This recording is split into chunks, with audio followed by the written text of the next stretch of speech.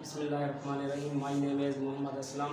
तो आज हम पढ़ रहे हैं फिज़िक्स का जो हमारा पहला चैप्टर है physical quantities and it's measurement. तो आज हमने इसका सब टॉपिक पढ़ना है जो इंटरनेशनल सिस्टम ऑफ यूनिट के यूनिट का जो सिस्टम इंटरनेशनल सिस्टम है उसके बारे में हमने पढ़ना है। अगर हम किसी चीज़ के बारे में बात करते हैं कि किसी चीज़ को काउंट करना या गिनना या उनकी मेजरमेंट करना, तो उनके लिए हमें एक मयारी मकदार यानी कि मयारी यूनिट की ज़रूरत होती है। फॉर एग्जांपल हम बात करते हैं कि जैसे हमने अननोन क्वांटिटीज़ हमारे पास है, जैसे हम बात करते हैं कि शुगर या आप बात करते हैं लिक्विड एशिया में मिल्क की बात करते हैं। तो जब हमने इनके बारे में देखना है तो इसके बारे में हमें इनका यानी कि हमने इनके लेना है या इनकी हमने मेजरमेंट पैमाइश करनी है या इनके बारे में बात करनी है, तो हमें इनका यानी कि मकदार का मालूम होना चाहिए कि हमने शुगर लेनी है। तो फॉर एग्जांपल हमने 1 किलोग्राम है या आपके पास 2 किलोग्राम है, तो साथ यानी कि ये जो इनके यूनिट्स हैं, जैसे ये तो हमारे पास होगा इसका न्यूमेरिकल वैल्यू है ये इसकी, और ये हमारे पास इसका यूनिट है और ये हमारे पास है इसकी न्यूमेरिकल वैल्यू। तो जब भी हम बात करेंगे तो हमें ये दोनों बातें बतानी पड़ेंगी या दोनों बातें हमें इल्म होनी चाहिए। अदरवाइज हम एक ही बात करते हैं तो वो हमें पूरी समझ नहीं आती। फॉर एग्जांपल आपने लेनी है शुगर, तो आप जाकर किसी शॉप से दुकान से कहते हैं कि हमें शुगर दे दें, तो वो आप या एक शुगर दे दें, तो साथ आप यूनिट नहीं बताते, सिर्फ उसकी न्यूमेरिकल वैल्यू आप बता देते हैं। तो यानी कि ये बेबुनियाद बात है, इसकी कोई समझ नहीं आएगी। या आप सिंपल कह रहे थे कि हमें शुगर चाहिए भी केजी, तो साथ आपने न्यूमेरिकल वैल्यू नहीं बताई, साथ आपने सिर्फ यूनिट बता दिया, तब भी इसकी समझ नहीं आएगी। तो इन यूनिट ये जो सिस्टम इनको कहते हैं सिस्टम इंटरनेशनल यूनिट। तो इसकी ये कैसे अब हमने देखना है कि ये क्या निज़ाम कैसे राइज हुआ। तो ये पेरिस के अंदर एक 11वीं जनरल कॉन्फ्रेंस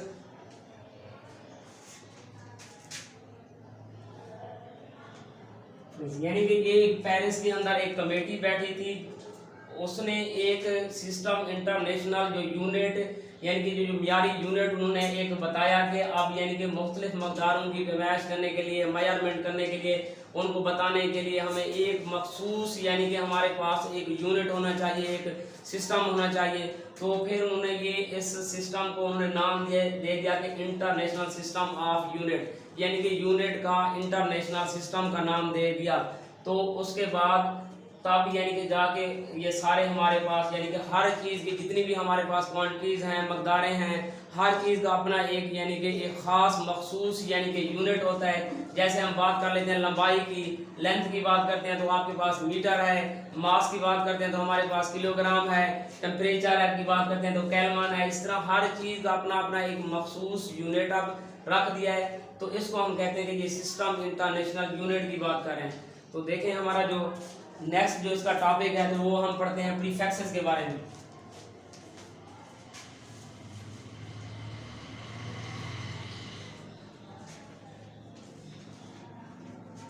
तो हमारा जो सब टॉपिक है आगे हमने पढ़ना है प्रीफिक्सेस क्या होते हैं। देखें ये जो लफ्ज है ना प्रीफिक्सेस, ये दो वर्ड्स का एब्रीविएशन यानी कि मजमुआ है। अगर इसको देखें तो कंसेप्ट ये लफ्ज है एक प्री के मैंने जो हम पढ़ते हैं यानी कि पहले लफ्ज जो एक पहला बनता है हमारे पास प्री, जिसके मैंने बनते हैं वो पहले। और फैक्सेस के मैंने अगर देखें तो किसी चीज़ को यानी कि आप प्रीफिक्स यानी कि फिक्स कर देना या लगा देना इसको। अब वो क्या है, क्या प्रीफिक्सेस होते क्या है कि ये वर्ड या लेटर है। प्रीफिक्सेस या तो एक तो हमारे पास क्या होते हैं ये वर्ड या दूसरा हमारे पास ये लेटर होते हैं। ये वो प्रीफिक्सेस वो वर्ड या लेटर हैं जिनको हम जो हमने ऐसा यूनिट जो सिस्टम इंटरनेशनल यूनिट हमने पढ़ा है उसके पहले यानी कि उनके बिफोर आपने क्या कर देना है ऐड कर देना है। तो इनको हम क्या कहते हैं प्रीफिक्सेस। तो इसकी हम डेफिनेशन जो लिखते हैं प्रीफिक्सेस की जो डेफिनेशन हम पढ़ रहे हैं, prefixes are the word or letter that are added before SI unit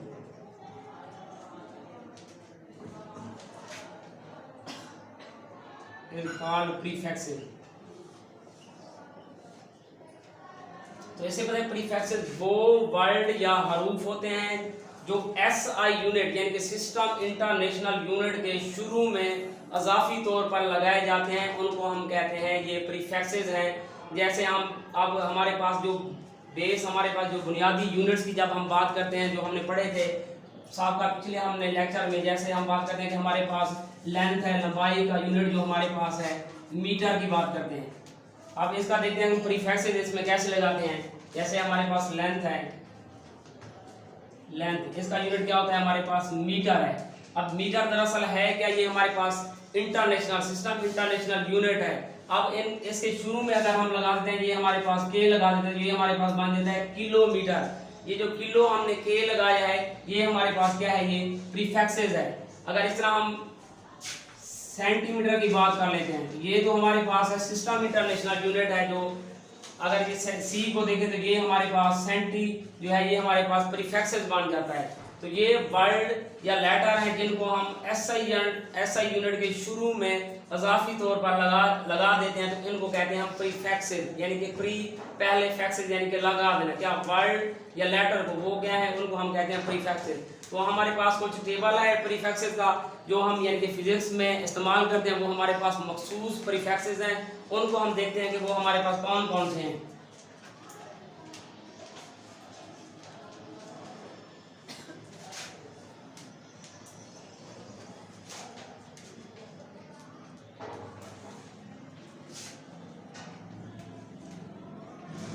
ये देखिए हम टेबल बना रहे हैं प्रीफिक्सेस का, जो हमने फिजिक्स में इस्तेमाल करने हैं, जो हमारे पास मखसूस जो है प्रीफिक्सेस हैं। जैसे हम इधर से बात कर लेते हैं, हमारे पास है डेका है,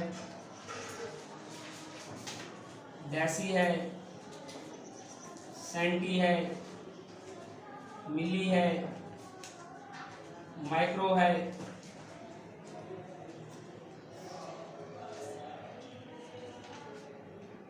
नैनो है, पीको,